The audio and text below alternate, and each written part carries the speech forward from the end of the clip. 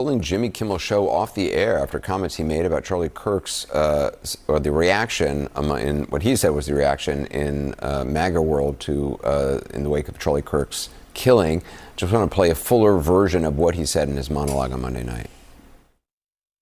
We hit some new lows over the weekend with the MAGA gang desperately trying to characterize this kid who murdered Charlie Kirk as anything other than one of them and doing everything they can to score political points from it. In between the finger pointing, there was grieving. On Friday, the White House flew the flags at half-staff, which got some criticism. But on a human level, you can see how hard the president is taking this. My condolences on the loss of your friend Charlie Kirk. May I ask, sir, personally, how are you holding up over the last day and a half, sir? I think very good. And by the way, right there, you see all the trucks?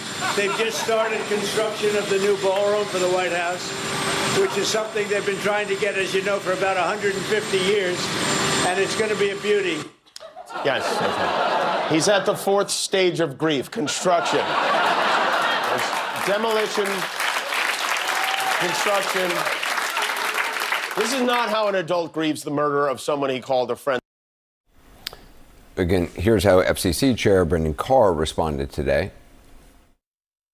You know, when you look at the conduct that has taken place by Jimmy Kimmel, it appears to be some of the sickest conduct possible. Obviously, look, there's calls for Kimmel to be fired. I think, you know, you could certainly see a path forward for suspension over this. And again, you know, the FCC is going to have remedies that we could look at.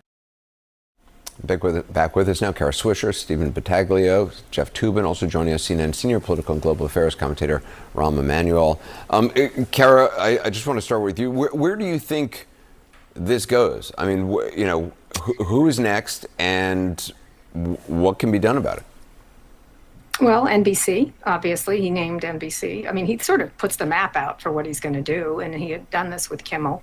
You know, I think one of the issues is what exactly did Jimmy Kimmel do wrong? I think a lot of journalists should focus in on Bob Iger at ABC, someone who is running Disney. This will be a real tarnish on his reputation. Someone I admire very much, but in this case, it's really astonishing that executives like him are bending a knee, and that's precisely what he's doing, or being silent about this. He needs to explain himself, or at least in a much more full way.